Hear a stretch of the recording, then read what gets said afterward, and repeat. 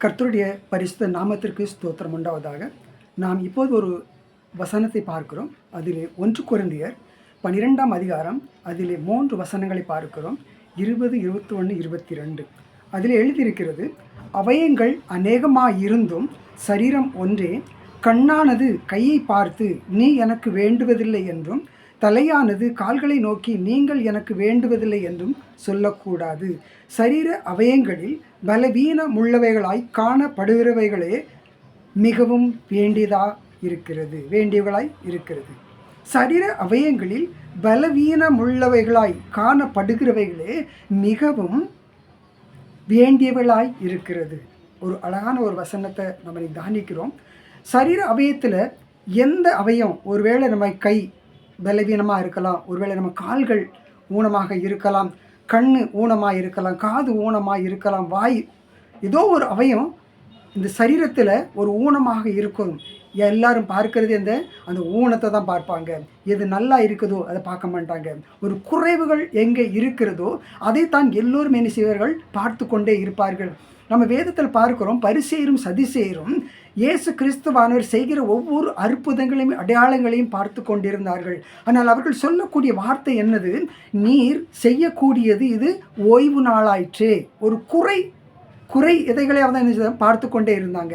அப்போது தேவன் ஆனவர் எந்த இடத்துல என்ன செய்ய விரும்புகிறாரோ அதை அவர் அழகாக செய்து முடிப்பார். இப்போது நம்ம அவயத்தில், நம்ம குடும்பத்தில் யார் ஒருவர் ஒரு ஊனராக இருக்கலாம், ஒரு குறைபாடு உள்ளவர்களாக இருக்கலாம். ஆனால் அவர்களுக்கு யார் என்ன தேவை? ஒரு உதவி என்பது ஒரு தேவை. யாராவது ஒரு உதவி சப்போர்ட் செய்யும்போது தான் அவர்களால் நடக்க முடியும்.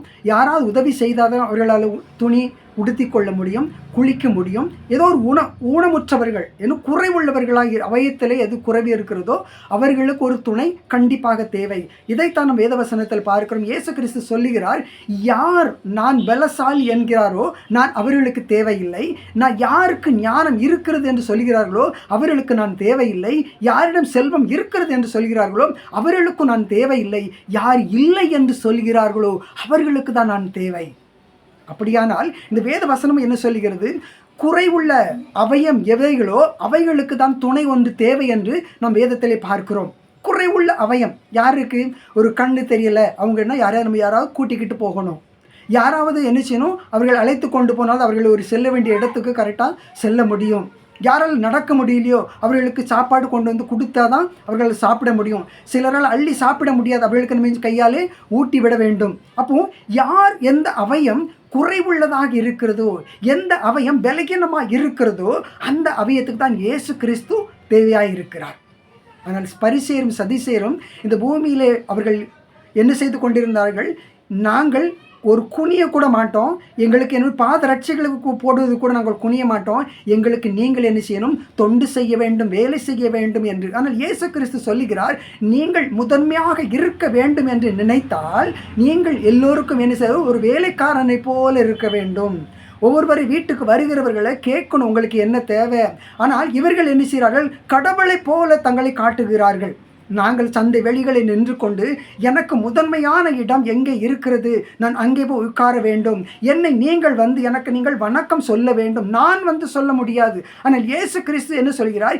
எங்கே நோயாளி இருக்கிறார்களோ, எங்கே வறுமையானவர்கள் இருக்கிறார்களோ, எங்கே ஒடுக்கப்பட்டவர்கள் இருக்கிறார்களோ, எங்கே நெருக்கப்பட்டவர்கள் இருக்கிறார்களோ, எங்கே வேதனையோடு கவலையோடு நிந்தையோடு அவமானத்தோடு யார் அழுது புலம்பிக் கொண்டு இருக்கிறார்களோ அந்த இடத்துக்கு இயேசுவானவர் தேடி செல்கிறார். காரணம், அவர்கள் குறைவுள்ள அவயமாக இருக்கிறார்கள். யாருமே விரும்பப்படாத ஒரு பாத்திரமாக, ஒரு மனிதராக, ஒரு மனுஷியாக இருக்கிறார்கள். அந்த இடத்துக்கு இயேசு கிறிஸ்து தான் கடந்து செல்கிறார். அவர்களுக்கு போய் சென்று உதவி செய்கிறதற்காக, அவர்களை ஆறுதல் படுத்துவதற்காக, அவர்களுடைய கவலைகளை மாற்றுவதற்காக, அவருடைய துக்கங்களை நீக்குவதற்காக, அவர்களுக்கு சமாதானத்தை சந்தோஷத்தை கொடுக்க வேண்டும் என்பதற்காக. ஆனால் இந்த பரிசேயரும் சதிசேயரும் என்ன சொல்கிறார்கள்? மோசேயோட நியாயப்பிரமாணத்தை வைத்துக்கொண்டு நாங்கள் ஒருவர் தான் தேவனோடு பேச முடியும், நீங்கள் யாரும் பேச முடியாது. நீங்கள் யார்? புறஜாதி மக்கள். நீங்கள் தேவனோட அண்டி பேச முடியாது, நீங்கள் தேவனோட ஐக்கியமாக இருக்க முடியாது. தேவனுக்கும் உங்களுக்கு உறவில்லை, தேவனுக்கும் எங்களுக்கு மட்டும்தான் உறவு என்று ஆனால் இயேசு கிறிஸ்து சொல்லுகிறார், நான் தள்ளப்பட்டவர்களுக்காக, ஒடுக்கப்பட்டவர்களுக்காக, நிந்தையோடு, அவமானத்தோடு, கவலையோடு வாழ்ந்து கொண்டு இருக்கிற ஒவ்வொரு மனுஷிக்கும் நான் தகப்பனாக இருக்கிறேன். அதனால நீங்கள் யாரும் தள்ளப்பட்ட ஜனம் அல்ல, நீங்கள் ஒடுக்கப்பட்ட ஜனம் அல்ல. நீங்கள் என்னுடைய வீட்டுக்கு சுதந்திரவாளி, என்னுடைய வீட்டுக்குள்ள ஒரு சுதந்திரவாளி எப்படி வருவான்? தன் கைகளை விரித்து கொண்டு தேவனுடைய வீட்டுக்கு எப்படி வருவான்? சமாதானத்தோடு, சந்தோஷத்தோடு வருவான். ஆனால் இங்கே அநேக வீடுகளிலே எத்தனையோ பிள்ளைகள், எத்தனையோ கணவன்மார்கள், எத்தனையோ மனைவிமார்கள் அடிமைகளாக நடத்தப்பட்டு கொண்டு இருக்கிறார்கள்.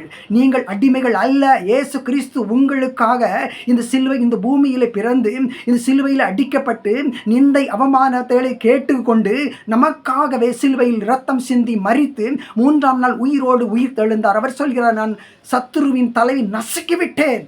உங்களை அடிமை என்று சொல்லுகிற ஒவ்வொரு மனிதனுடைய ஆணவத்தை நான் நொறுக்கிவிட்டேன். நீங்கள் இனி அடிமை அல்ல. சத்துருவின் தலையை நான் என்ன செய்து விட்டேன்? நசுக்கி விட்டேன் என்று தேவன் சொல்லுகிறார். ஆனால் இன்று நீங்களும் நானும் அதே எண்ணம், அதே சிந்தனையிலோடு தான் வாழ்ந்து கொண்டு இருக்கிறோம்.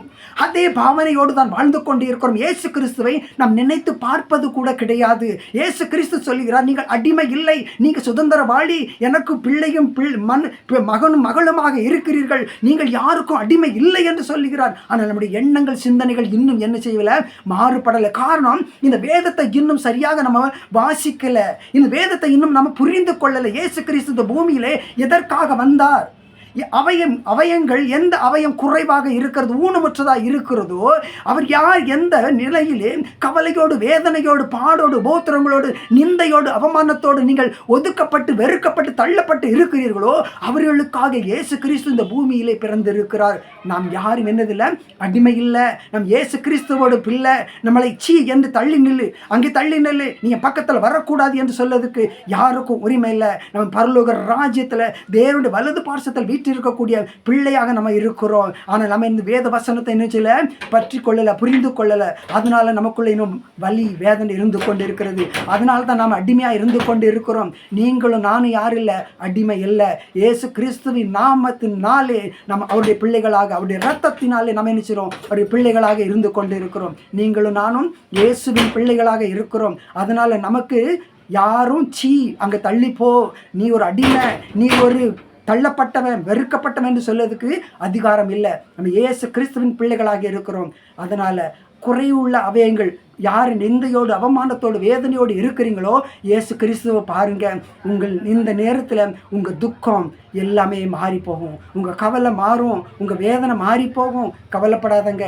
இயேசு கிறிஸ்து நமக்காக தன் ரத்தம் சிந்தினார். குறைவுள்ள அவயமாக எந்த இடத்துல நீங்கள் தள்ளப்பட்டு இருக்கிறீங்களோ, குறைவுள்ள அவயமாக எந்த இடத்துல வெறுக்கப்பட்டீங்களோ, குறைவுள்ள அவயமாக நீங்கள் எந்த இடத்துல தள்ளப்பட்டீங்களோ, நீங்கள் இயேசு கிறிஸ்துவை நோக்கி பாருங்கள். அவர் சொல்லுகிறார், யார் வேதனையோடு, கவலையோடு, யார் எனக்கு ஒன்றுமே இல்லை, நான் அநாதை என்று தள்ளப்பட்டு இருக்கிறேன் என்று கவலையோடு இருக்கிறீங்களா, அவர்களுக்காக தான் சொல்ல, நான் உனக்காகத்தான் வந்திருக்கிறேன். யார் ஆணவத்தில், பெருமையில் இருக்கிறவங்களுக்காக நான் பூமிக்கு வரலை. நான் இந்த இடத்துல தள்ளப்பட்ட ஒவ்வொரு மனுஷியோடும் அவர்களுடைய கவலைகளையும் வேதனைகளை நீக்குவதற்காகத்தான் இந்த பூமியிலே வந்தேன். ஒவ்வொருவரையும் மீட்டு கொள்ளும்படியாக இயேசு கிறிஸ்துவின் நாமம் உங்கள் ஒவ்வொருவரையும் வழிநடத்துவதாக. ஆமேன்.